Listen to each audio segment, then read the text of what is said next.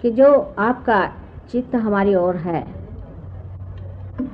उसे अगर हम कहें कि आप अंदर की ओर ले जाए तो आप नहीं ले जा सकते।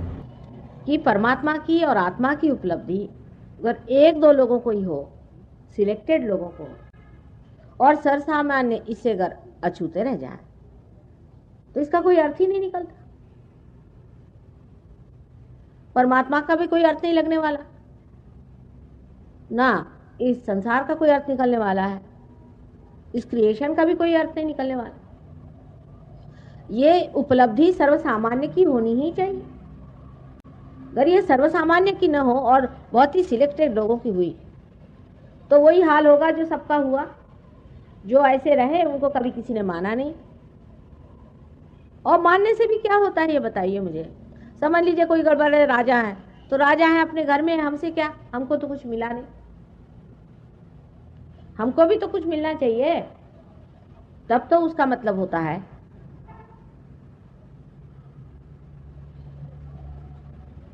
इसलिए ये घटना घटित होनी ही चाहिए। इतना ही नहीं, ये सर्वसामान्य में अधिक लोगों में होना चाहिए, काफी लोगों में होना चाहिए। साइंस का भी मैंने बताया ऐसे ही तरीका होता कि कोई आप एक बिजली का आपको पता लग गया, जिसको पता लगा होगा वो अगर सर्वसामान्य के लिए नहीं उपयोग में आएगी तो उस बिजली का क्या मतलब।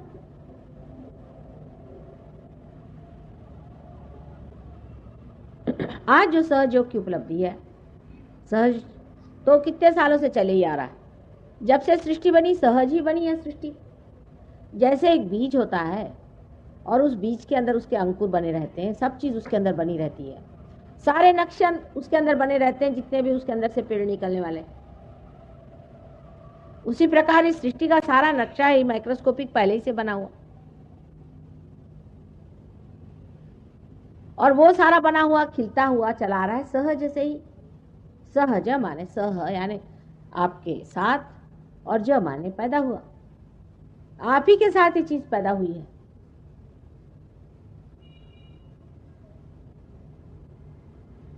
और जिस प्रकार पेड़ में एक दो फूल पहले लगते हैं, लेकिन जब वृक्ष बड़ा हो जाता है, बाहर आती है, तब अनेक फूल लग के उसके अनेक फल हो जाते हैं। उसी प्रकार जो आज ये सहयोग हमारे हाथ में नए आयाम में, डायमेंशन में खड़ा हुआ है, वो सर्वसामान्य के लिए है, असामान्य के लिए नहीं। इसलिए पहले तो अपने दिमाग से बात निकाल देना चाहिए कि हमें कैसे होगा भाई, हम तो इसके योग्य हैं भी या नहीं है। ये घटना हमारे अंदर घटित हो ही नहीं सकती। ऐसे दिमाग में बातचीत लेकर के पहले से आए हो तो उसे अपने जूते के साथ बाहर रख दीजिए। ये तो होना है ही, ये घटना होनी ही है, चाहे आज नहीं होगी कल जरूर होगी, और हमें करना ही है।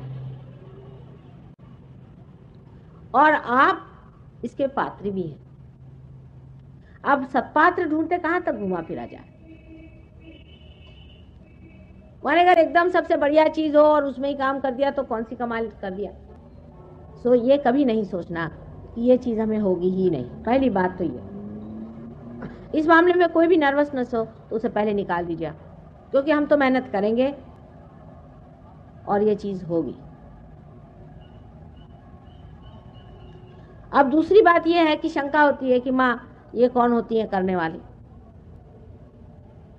और हमने तो सुना था कि कुंडलिनी की जागृति तो बड़ी ही कठिन चीज है, वो तो सर के बल खड़े हुई है, हजारों वर्षों बाद हो जाती है। सब लोग यही कहते, पता नहीं क्या क्या चीजें लिख मारी है, लेकिन ये बात हमारे साथ नहीं।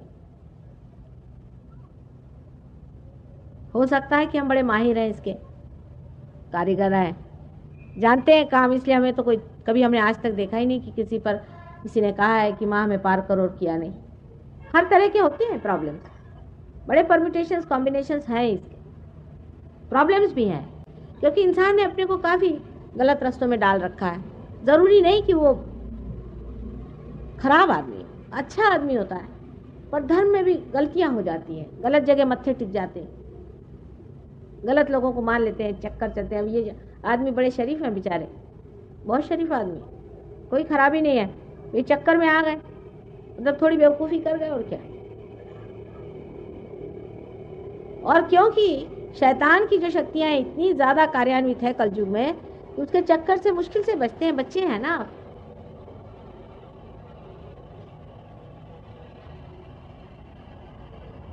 हजारों की कुंडलिनियां हमने जागृत करी है और आपकी भी कर सकते हैं, इसमें कोई शक नहीं। लेकिन अगर हम कर सकते हैं तो इसके लिए आपको हमसे नाराज होने की भी कोई जरूरत नहीं। आज सवेरे ही मैंने बताया था कि घर में इसके कारीगर है तो कर लेते हैं। आप अगर इसके कारीगर, हमसे अगर कोई कहे इसे ठीक करे तो हम तो नहीं कर सकते, इसका मतलब कोई हम नीचे नहीं हो गए ना ऊंचे नहीं हो गए। हमसे आप अगर कहिए इसे चलाइए तो हम इसे चला नहीं सकते। आप 17 मरतबा सिखाइएगा, हमारे बस का नहीं। इतने हम इस मामले में बेकार है। लेकिन जिसको हम जानते हैं वो काम जानते हैं, वो हम करते हैं और किया है, और आप में भी घटित हो सकता है। इसलिए इस तरह की तैयारी करके बैठे जाए कि होना है, हमारा पात्र भी है और ये घटना होगी, और सर्वसामान्य के लिए यह है, सिर्फ तैयारी रखनी चाहिए। अगर कोई दोष हो तो हमें बताना ही होगा, कोई परहेज करना हो तो बताना होगा, या कुछ आपने ऐसा परहेज गड़बड़ कर दिया हो उसके बारे में भी कहना होगा। तो लोग तो बात बात में नाराज हो जाते। इंसान भी अजीब है। अगर मैं आपसे कहूँ कि मेरे लिए आप 3000 रुपया लाइए तो आपको कोई हर्ज नहीं, आप ला के फौरन दे देते। लेकिन मैं कहूँ बेटा ये जरा गलत काम है, इसको जरा छोड़ दो, तो बड़ा बुरा मान जाएंगे, फौरन पंडाल छोड़ कर चले।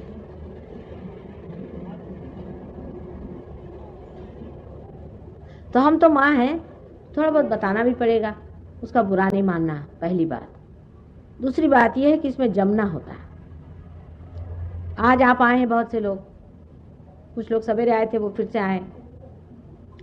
सहयोग में जमना होता है, क्योंकि जैसे एक पौधा होता है और उसकी जीवंत क्रिया होती है, उसे जमाना पड़ता है। पहले ही जैसे ही बीज अंकुरित होता है तो कितना कोमल होता है सारा कुछ मामला, उसको बहुत संजोना पड़ता है, संभालना पड़ता है। फिर जब पेड़ अच्छे से जम जाए तो फिर चाहे कितने भी जोर से हवा चले, कोई भी आफत आ जाए, कितना भी झंझावात हो जाए, कोई डर नहीं होता उसका।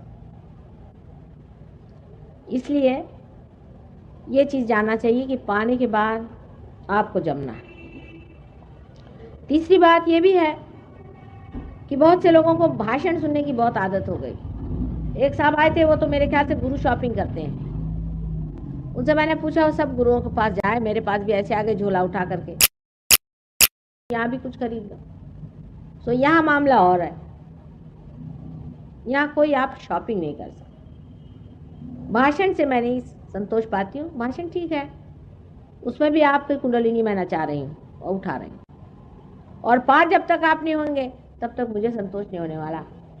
और आप भी क्यों इस झमेले में फंसे हुए हैं, क्यों नहीं पार हो जाते? आखिर तो वही पाने का है, उसी को जानने का है।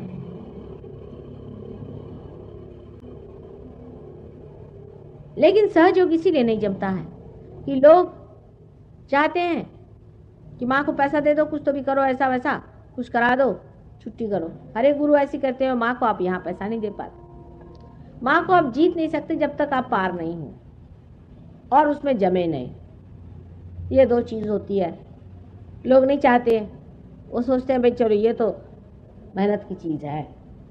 पार होते वक्त तो कोई आपको मेहनत नहीं करने की, उस वक्त नहीं।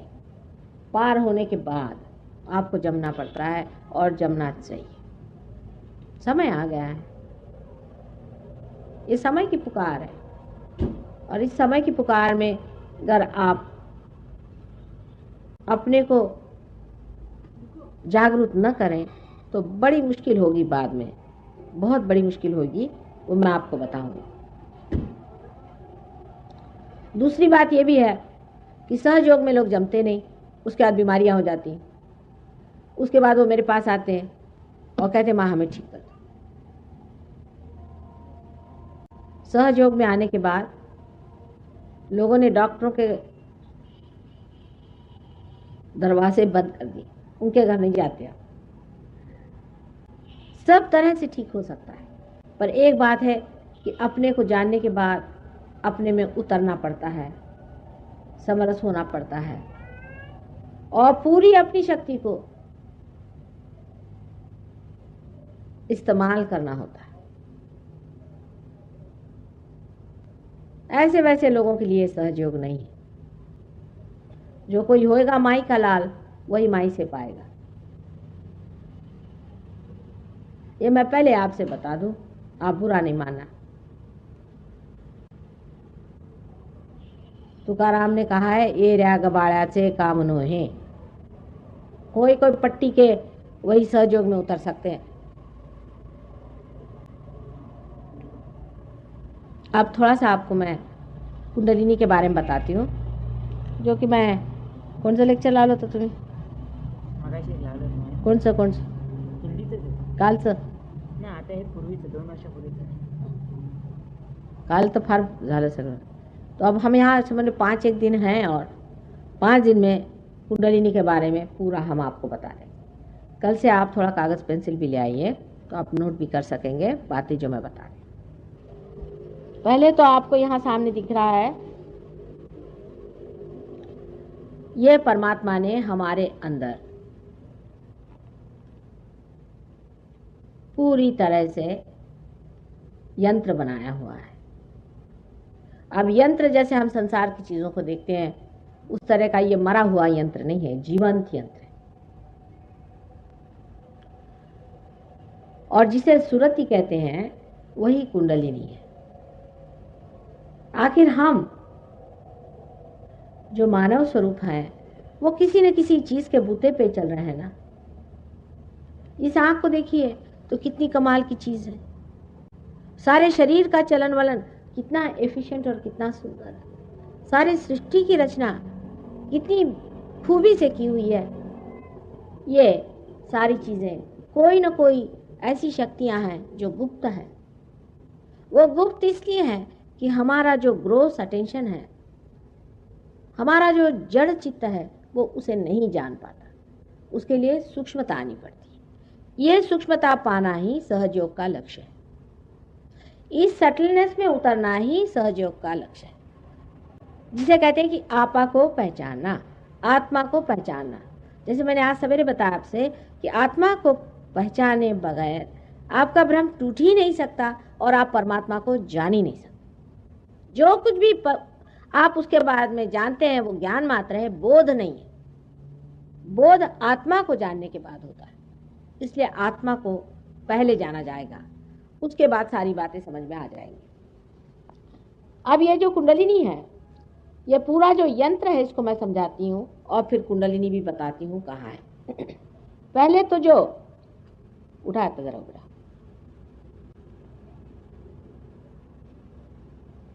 एक एक करो। ये जो लेफ्ट हैंड साइड में आप देखिए कि सर के राइट हैंड साइड से जो शक्ति हमारे अंदर गुजर के नीचे में उतरती है, लेफ्ट हैंड साइड में, ये शक्ति से हमारा अस्तित्व है, एग्जिस्टेंस है। ये सूक्ष्म शक्ति है, ये हमें दिखाई नहीं देती। ये हमारे सर से निकल के और हमारे रीढ़ की हड्डी में गुजर के और नीचे तक आती है। ये आंखों से ऐसे दिखाई नहीं देती, लेकिन जब रियलाइजेशन होता है तब आपको एक एक शक्ति मैं दिखा सकूंगी। इस शक्ति का वहन करने वाली नाड़ी को हम लोग ईड़ा नाड़ी या चंद्र नाड़ी इस प्रकार का। ये सूक्ष्म शक्ति जब बाह्य में अपना आविर्भाव करती है, जब इसका एक्सप्रेशन होता है, मैनिफेस्टेशन होता है, तो हमारी लेफ्ट सिंपैथेटिक नर्वस सिस्टम इससे बनती है। ये हमारे एग्जिस्टेंस की, हमारे अस्तित्व की शक्ति है। और जब ये शक्ति सुप्त हो जाती है तो हमारी मृत्यु हो जाती है। इसीलिए इस शक्ति को लोग संहार शक्ति भी कहते हैं। संस्कृत में इस शक्ति को महाकाली शक्ति कहते हैं। अंग्रेजी में इसके शब्द नहीं, क्योंकि अंग्रेजी में इस चीज का पता ही नहीं लगाया है कि इसके अंडरकरंट्स क्या है। सिंपैथेटिक और पैरासिम्पैथेटिक नर्वस सिस्टम के अंडरकरंट्स क्या है, उसका अभी तक पता ही नहीं लगा है साइंस। इसलिए इसके लिए अगर मैं महाकाली की शक्ति कहूँ तो बड़े घबराने की बात नहीं। हम लोग कोई अंग्रेज नहीं है, और दूसरी जो शक्ति हमारे अंदर लेफ्ट हैंड साइड से गुजर करके और राइट हैंड साइड पे आ जाती है, इसे महासरस्वती की शक्ति कहते हैं। इस शक्ति से हम अपने शरीर का चलन वलन, शारीरिक क्रियाएं और बौद्धिक क्रियाएं, मेंटल एक्टिविटीज करते हैं। अब मेडिसिन में लेफ्ट एंड राइट सिंपैथेटिक का फर्क लोग नहीं लगा पाते, लेकिन ये दोनों दो चीज है। लेफ्ट से आपकी इमोशनल साइड होती है और राइट से आपकी मेंटल और फिजिकल साइड होती है। इसका फर्क मेडिसिन में नहीं होता। इसी के कारण डायबिटीज जैसी बीमारी लोगों को समझ में नहीं आती। वो मैं आपको बताऊंगी कि कैसे इम्बैलेंसेस आ जाते हैं। और इम्बैलेंस, ये दो चीज का फर्क समझ लेने से ही समझ में आता है कि एक नाड़ी ज्यादा चलती है, एक कम चलती है। एक कम चलती है तो उसके कारण उसकी बीमारियां हो जाती है, और जो ज्यादा चलती है उसके कारण उस पर एग्रेशन भी हो जाता है। इम्बैलेंस का सेंस जो है वो तभी आता है जब उसके दो सिरे आप देख सकते हैं। सो राइट साइड में जो शक्ति है, उसका वहन करने वाली जो नाड़ी है उसे पिंगला नाड़ी कहते हैं। इसको लोग सूर्य नाड़ी भी कहते हैं।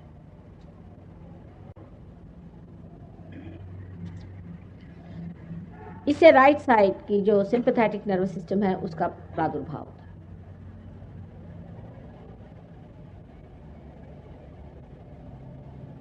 इसके बीचों बीच जो आप एक देख रहे हैं नाड़ी है, इस नाड़ी को सुषुम्ना नाड़ी कहते हैं।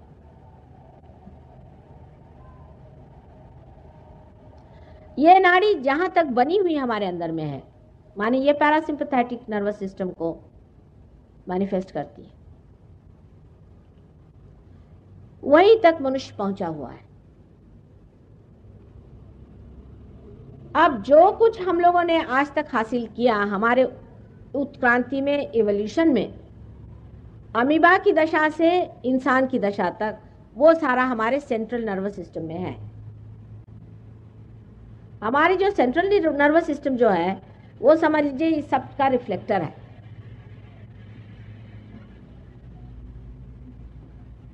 वो हमारे कॉन्शियस माइंड में है।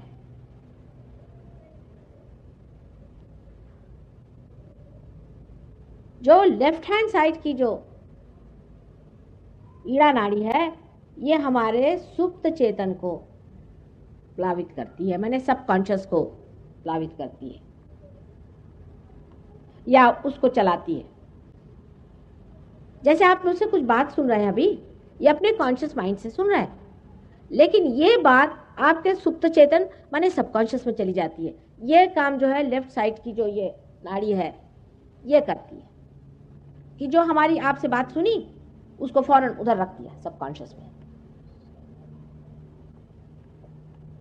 और इसीलिए इसे कंडीशनिंग लोग कहते हैं। वो दो प्रकार के हो सकते हैं, सुसंस्कार भी हो सकते हैं और कुसंस्कार भी हो सकते हैं। अब फ्रॉइड जैसे लोगों ने कुसंस्कार ही देखे, उनकी आंख तो मतलब ये जो नॉलेज लेने का तरीका है इन लोगों का वो ऐसा है कि ये अंधेरी जगह है, आज जिसके हाथ में जो मिल गया वही लेके बैठ गए, यही सत्य है।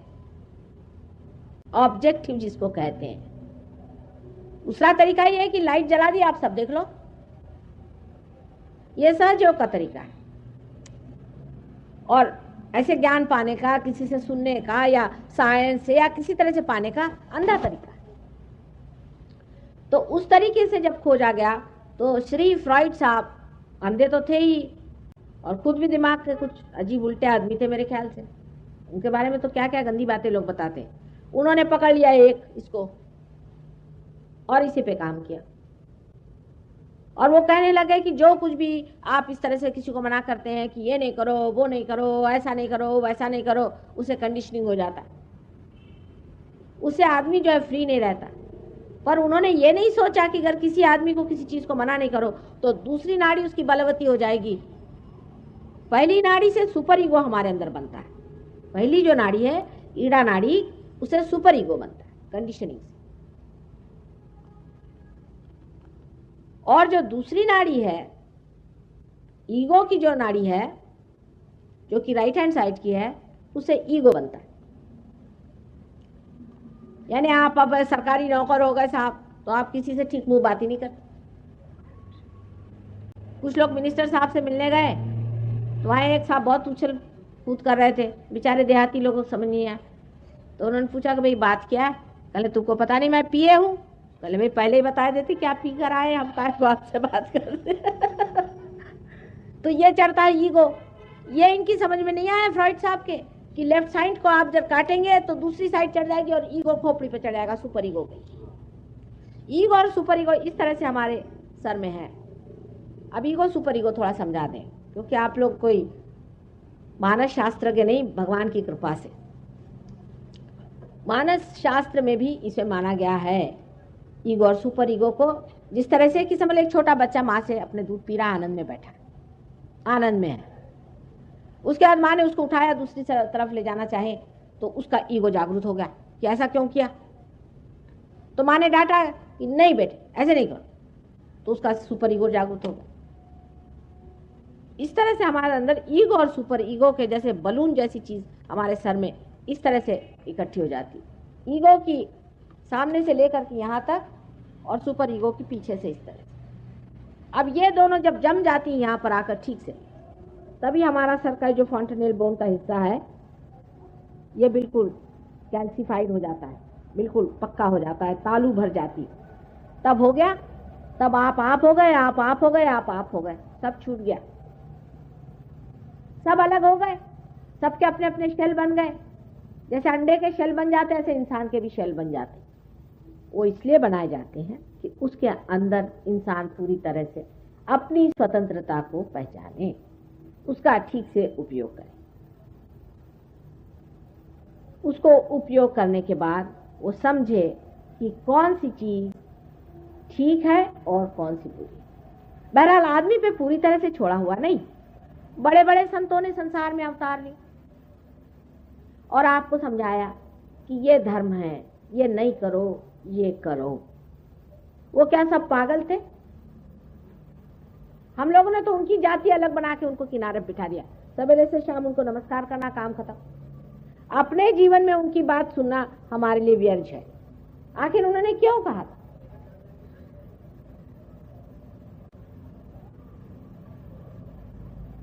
ये बात उन्होंने क्यों कही थी कि ऐसा न करो, ऐसा मत करो, ये करने से वैसा हो जाएगा, वो करने से ऐसा हो जाएगा? क्योंकि हम बहुत अक्लमंद है ना, हम तो सब चीज साइंस से जानेंगे। साइंस होता ही क्या है, बहुत ही थोड़ा हिस्सा है इस ज्ञान का। मैं वो भी आपको बताऊंगी कि साइंस से आप कितना छोटा सा हिस्सा जानते हैं, बहुत थोड़ा सा।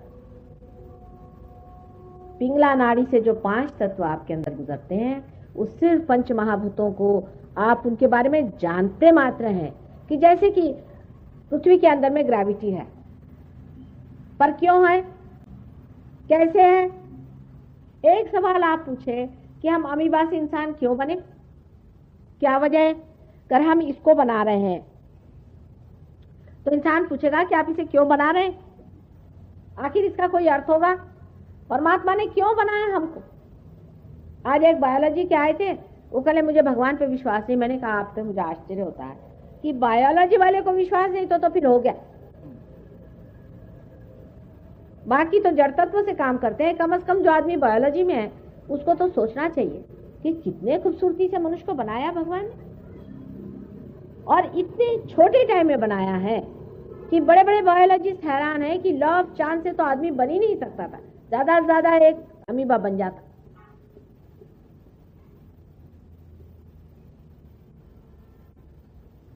तो हमारे ऊपर यह जिम्मेदारी परमात्मा ने दे दी, हमें उसने स्वतंत्रता दे दी। स्वतंत्र रूप से जाने कि अच्छा और बुरा क्या है, और जब हम अपने स्वतंत्रता में परमात्मा को स्वीकार करें तो वो आपको ये वरदान दे कि आप उसे भी जानें। जिस प्रकार ये मशीन बनाई गई और तैयार की गई, लेकिन जब तक इसको मेन से नहीं आपने लगाया तब तक इसका क्या अर्थ निकलेगा। इसी के अंदर कॉर्ड बना देते हैं ना, उसी प्रकार आपके अंदर जो कॉर्ड बना है वही कुंडलिनी है। परमात्मा ने बना के पहले से रखा है, आपको बनाना कुछ नहीं, आपको कुछ मेहनत नहीं करने की। जैसे कोई अंकुर होता है, प्रिम्यूल होता है, उसी प्रकार परमात्मा ने आपके अंदर इसका अंकुर रखा हुआ है, वही कुंडलिनी है जो ट्रायंगुलर बोन में है।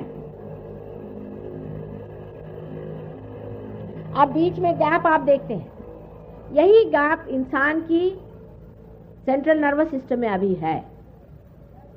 वो गैप ये है कि उसके हृदय में जो आत्मा है, उसके हृदय में जो स्पिरिट है, उससे उसकी जो गैप बनी हुई है वही ये गैप है। हमारे अंदर आत्मा है, वो सब कुछ जानता है, वो क्षेत्रज्ञ है, लेकिन वो हमारे सेंट्रल नर्वस सिस्टम में नहीं है, माने हमारे कॉन्शियस माइंड में नहीं है। माने ये कि हमने उसे जाना नहीं, वो हमें जानता है।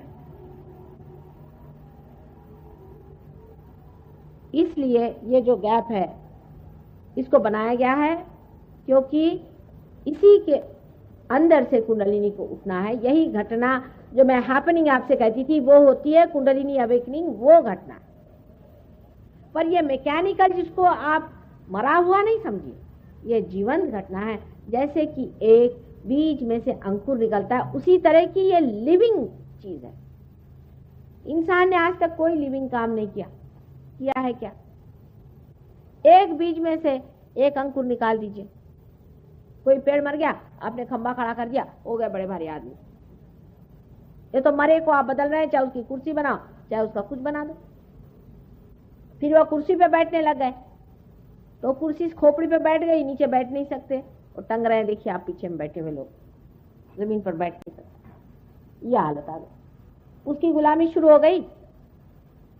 ये मरे हुए काम से फायदा क्या हुआ? आप सारे मरे हुए तत्वों का आप पता लगाते हैं, कोई जीवन तत्व का आप पता लगाएं कि कैसे होता है।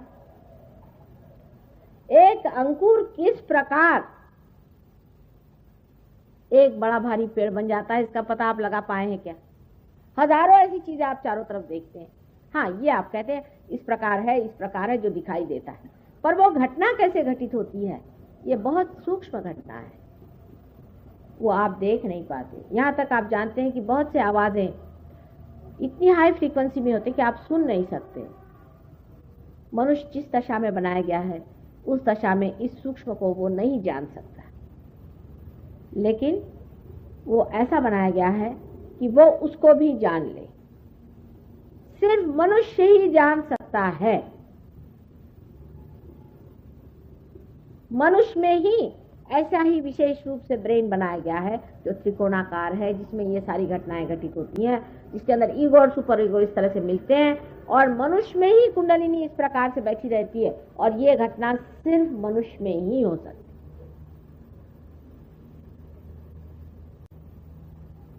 अब आप सोचिए कि सारी सृष्टि बनाई गई, उसमें पृथ्वी विशेष रूप से बनाई गई, उसमें वनस्पति बनाई गई, और उसके बाद आपको बनाया गया, और आपको विशेष रूप से बनाया गया, और उसमें इस तरह की सब चीजें रखी गई, और आप ही को यह अधिकार है कि आप परमात्मा को जाने और उसकी शक्ति को अपने अंदर से वहन करें। यही आपका लक्ष्य है, यही आपका फुलफिलमेंट है। जब तक आपके अंदर से परमात्मा की शक्ति वहन नहीं होगी, तब तक आपका कोई अर्थ नहीं निकलता, आपका कोई मतलब नहीं बनता, और सारे सृष्टि का भी कोई मतलब नहीं बनता। ये हैपनिंग होना है, और आज जो हो रहा है ये भी हिस्टोरिकल चीज। सबका संसार में आना भी स्टेप बाय स्टेप सबका जरूरी, उसके बारे में कल बताऊंगी कि कैसे हर बड़े बड़े अवतार, और जिनको हम प्रॉफिट्स कहते हैं, जिनको हम गुरु कहते हैं, किस प्रकार वो इस संसार में आए, और उन्होंने क्या क्या हमारे अवेयरनेस में, हमारे चेतना में किस तरह से काम किया, और वो कहाँ हमारे अंदर बसे हुए हैं, वो सब मैं आपको कल बताऊंगा। ये कुंडलिनी यहाँ त्रिकोणाकार अस्थि में है या नहीं, ये तक लोगों को नहीं मालूम है, और कुंडलिनी पे इतनी बड़ी बड़ी किताबें लिख देते। बताइए मैं क्या करूं? इतनी बड़ी बड़ी किताबों में ये भी पता नहीं कि कुंडलिनी कहाँ है। इसका आपको हम साक्षात करा सकते हैं। आप अपनी आंख से कुंडलिनी का स्पंदन देख सकते हैं। आंख से, चाहे आप पार हो चाहे नहीं, उसका स्पंदन आप देख सकते हैं, उसका उठना गिरना आंख से आप देख सकते हो। हाँ, अरे भाई तुम्हारा जैसे तुम्हारा श्वास चल रहा है ऐसे कुंडलिनी श्वास उसका दिखाई देगा। त्रिकोणाकार अस्थि को आप हिलते देखेंगे, उसके अंदर कुंडलिनी ऐसे ऐसे पनपते दिखाई देगी। आप देख लेना, अपनी आंख से देख लेना। उसका हमने फिल्म भी बनाई। जब कुंडलिनी उठती है तो वो उसका स्पंदन शुरू होता है। पर कोई कोई लोग ऐसे बढ़िया लोग होते हैं कि एकदम उठे और खट ऊपर पहुंचे, उनमें नहीं दिखता। जिनके नाभि चक्र की पकड़ होगी, जो नाभि चक्र वहां पर है, उसकी जब पकड़ होती है तब कुंडलिनी यूं यूं कौनती है, दिखाई देती। इतना ही नहीं, आपको ये भी दिखाई देगा कि जब कुंडलिनी उठती है, समझ लीजिए आपके लिवर ट्रबल है, तो आपको दिखाई देगा कि लिवर की तरफ जाकर के वहां पर स्पंदन हो रहा है। आपको दिखाई देगी आंखों से। आपका स्टेथोस्कोप लगा है तो आप उसको देख सकते हैं कहाँ चढ़ रही। अंत में वो जा करके यहाँ पहुंच जाए, जिसपे कबीर ने कहा शून्य शिखर पर अनहद बाजिरे, पल्सेशन उसका फील होता है। अनहद माने पल्सेशन होता है। फिर जब वो खुल जाती है तभी वो पल्सेशन रुक जाता है। और जो सब दूर सर्वव्यापी जो शक्ति है, जो कि सूक्ष्म, जिसे आपने जानते, जिससे एक एक पत्ता दुनिया का, एक एक फूल, एक एक फल और एक एक इंसान जिससे पूरी तरह से संभाला हुआ है, चलता है, उसी के आश्रय में है, उस शक्ति से आप एकाकार हो जाते हैं। अभी तक तो आपने जाना ही नहीं, अभी आपको खबर ही नहीं है, सिर्फ पढ़ा पढ़ा है उसके बारे में, उसका अभी तक आपको बोध नहीं हुआ। उसका बोध होना चाहिए। बगैर बोध हुए सब चीज बेकार। आप पहले से शक करने बैठ गए। अरे भाई, इसमें शक करने की कौन सी चीज? क्या इसके बारे में पहले लिखा नहीं लोगों ने? सबने बताया है। लेकिन अगर टाइम आ गया है सबको पाने का तो सबको मिलना ही चाहिए। लेकिन सब लोग लेंगे इसे, ये भी मैं जानती हूँ। उसकी बहुत सी वजह है, उसकी बहुत सी वजह है। अब ये जो सेंटर्स हैं, ये जो चक्र हैं, ये सूक्ष्म सेंटर्स हमारे अंदर बसते हैं। ये सेंटर्स हमारे अंदर, हमारी जो उत्क्रांति या एवोल्यूशन हुई है, उसके एक एक टप्पे हैं, स्टेजेस हैं। पहले जब हम कार्बन थे तो ये पहला चक्र है जो गणेश जी का है। उसके बाद में जब ब्रह्मदेव ने सारी सृष्टि बनाई तो दूसरा चक्र है जो ब्रह्मदेव का है, जो स्वादिष्ठान चक्र है, वो भी हमारे अंदर है। उसी की वजह से हम सृष्टि बना सकते हैं, उसी की वजह से हम सोचते हैं, प्लान करते हैं, थिंक करते हैं। उसके बाद नाभि चक्र है। नाभि चक्र से आपको मालूम है कि मछली से लेकर के इंसान बनने तक जो कुछ भी हुआ है वो इसी गोल में हुआ है। इसकी मदद करने के लिए हमारे अंदर जो बड़े बड़े गुरु हो गए, जिनको कि आप जानते हैं, सोक्रेटिस से लेकर कन्फ्यूशियस, मोजेस, राजा जनक, मोहम्मद साहब, नानक साहब, कबीर, ये सब जो बड़े बड़े गुरु हो गए, ये सारे गुरुओं ने इस पर मेहनत की और मनुष्य के धर्म बनाए। मनुष्य का धर्म है, अंदर में, पेट में है उसके धर्म, बाहर नहीं। जैसे ये जो सोना है, इसका धर्म है कि ये खराब नहीं होता, अनटार्निशेबल है। उसी प्रकार मनुष्य के 10 धर्म पेट में बने हुए हैं। अगर ये 10 धर्म से मनुष्य च्युत हो जाए तो उसकी कुंडलिनी नहीं उठती भाई। इन धर्मों को फिर से ठीक करना पड़ता है, कुंडलिनी को खुद आकर के इनको फीड करना पड़ता है, प्लावित करना पड़ता है। उसके बाद में ही कुंडलिनी उठती, नहीं तो सख्त होता है वहां पर। और ये जो काम है, ये काम कुंडलिनी करती है। आपको कुछ नहीं करना है, एफर्टलेस है। आप पैदा हुए, आपने कौन सा एफर्ट किया है? या बीज में से पेड़ निकला, बीज ने कौन सा एफर्ट किया है? उसने कौन सी किताबें पढ़ी? ऐसे ही जब ये जीवंत क्रिया है तो आपको कौन सा एफर्ट करना है? एफर्टलेस। सहज का मतलब होता है एफर्टलेस, और सहज शब्द से आया है, इसका मतलब है आपके साथ पैदा हुआ। ये योग का अधिकार आपके साथ पैदा हुआ है, क्योंकि आप इंसान हैं। आपका ये जन्म सिद्ध अधिकार है कि आप इस योग को प्राप्त करें, इससे आप परमात्मा को जाने। ये आपका अधिकार है, लेकिन आप खुद ही नहीं चाहते अपने अधिकार को इस्तेमाल करें। उसे परमात्मा क्या करे?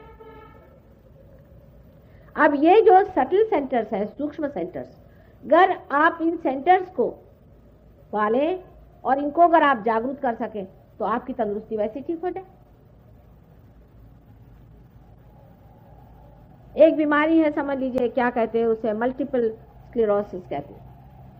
वो डॉक्टर लोग कहते ठीक नहीं होती, हम कहते सहयोग से ठीक हो जाएगी। बिल्कुल ठीक 100% हो सकता। इसमें 3 चक्र हम देखते हैं कि जो खराब है, मूलाधार चक्र, नाभि चक्र और आज्ञा चक्र। ये 3 चक्र अगर हमने ठीक कर दिए तो ठीक हो जाएगा। एक चीज की खोज जब आप बाहर से करते हैं, समझ लीजिए एक पेड़ है, उसमें खराबी आ गई, अब बाहर से उसमें आपने कुछ ठीक ठाक किया भी तो कितनी ठीक ठाक हो सकती, पर अगर आप उसके जड़ से ही कोई चीज को ठीक करना जाने तो पेड़ ठीक हो जाएगा।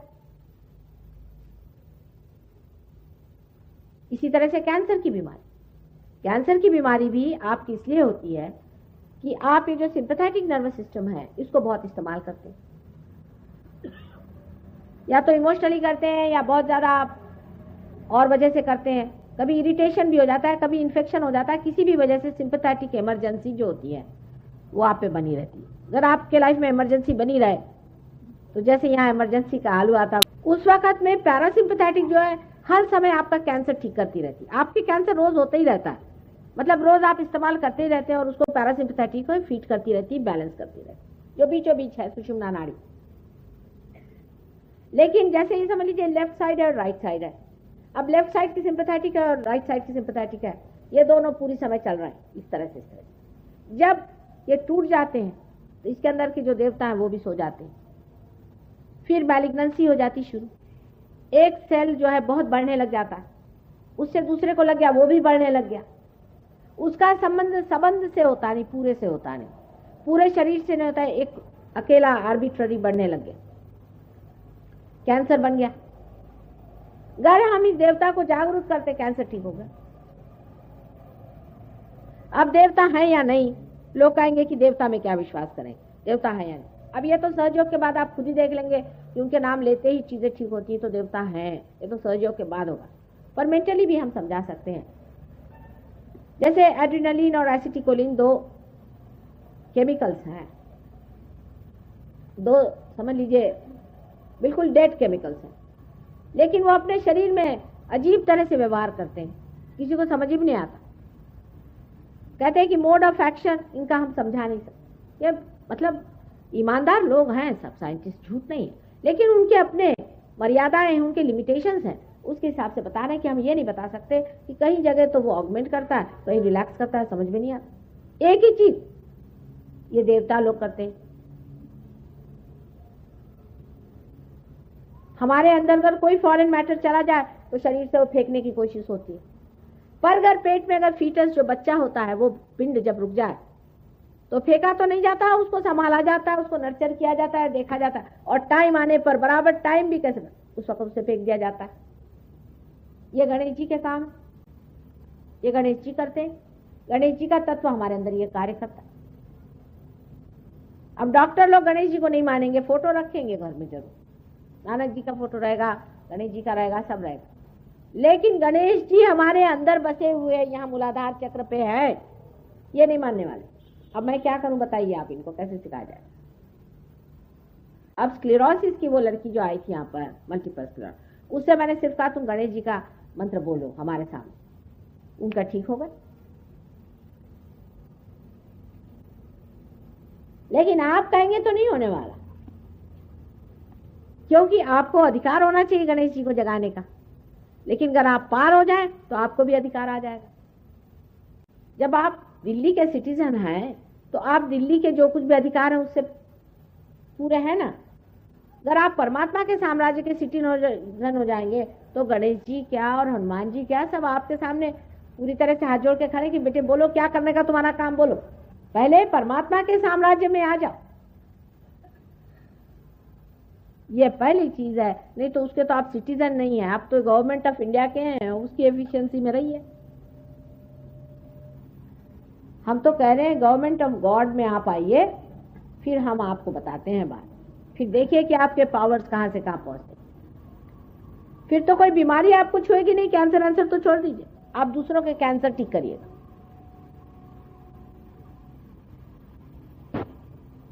लेकिन पार हुए बगैर तो कोई बात ही नहीं कर सकते ना। पॉइंट ये है कि पार तो होना चाहिए पहले,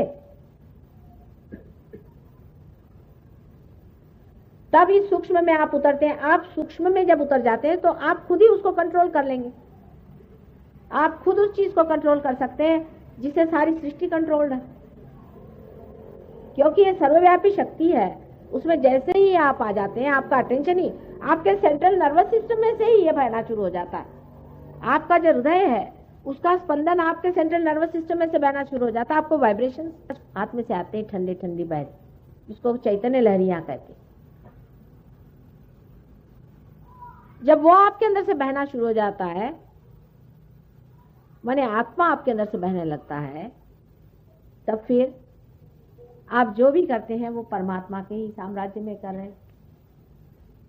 ये होना जरूरी है इंसान के। फिर मुझे ये भी नहीं कहना पड़ता कि आप शराब छोड़ो कि सिगरेट छोड़ो, कुछ नहीं, छोड़ना ही पड़ता, छोड़ ही देते, क्योंकि जब अंदर का मजा आने लग गया तो बाहर का कौन मजा उठाएगा। अब यहाँ जितने बैठे हैं ना, बड़े पियक्कड़ थे, पीछे में जितने लोग बैठे बड़े पक्के पियक्कड़ थे। पियक्कड़ तो क्या आप लोगों को ठिकाने पहुंचा दे, इस तरह से के ड्रग लेते थे, सब छोड़ छाड़ करके आज मजे में बैठे हो। ऑटोमेटिक हो जाता है, उसमें फिर कहने की कोई जरूरत नहीं रहती। जब अंदर का आनंद आने लग जाता है, बाह्य की सब चीजें अपने आप छूट जाती हैं, मुझे कुछ कहना भी नहीं पड़ता खास। जैसे एक छोटी बात है कि जानवर को चाहो तो आप गंदगी में से ले जाओ, लीद में से ले जाओ, गोबर में से ले जाओ, उसको बदबू नहीं आती जानवर को, लेकिन इंसान को ले जाओ तो उसको आती है ना। उसी प्रकार जब आप परमात्मा के साम्राज्य में जाते हैं तो आपकी चेतना ऐसी हो जाती है कि आपसे बर्दाश्त ही नहीं होता, आपके हाथ में बर्निंग से आ जाएगी, अच्छा ही नहीं लगेगी, सब अपने आप ये चीजें छूट जाती हैं। और इसीलिए जितनी भी आते हैं सब कुछ आपका अपने आप झड़ जाता है, उसमें मुझे कहना नहीं पड़ेगा, सब घटना अपने आप घटित हुई। आज आपके सामने मैंने थोड़े सहयोग के बारे में प्रस्तावना की है, कल इसकी जितनी भी गहरी बातें हैं सब बताऊंगी। मैंने कहा है कि जितना सूक्ष्म सूक्ष्मतर सूक्ष्मतम इसका ज्ञान है वो सब मैं आपको बताने को तैयार।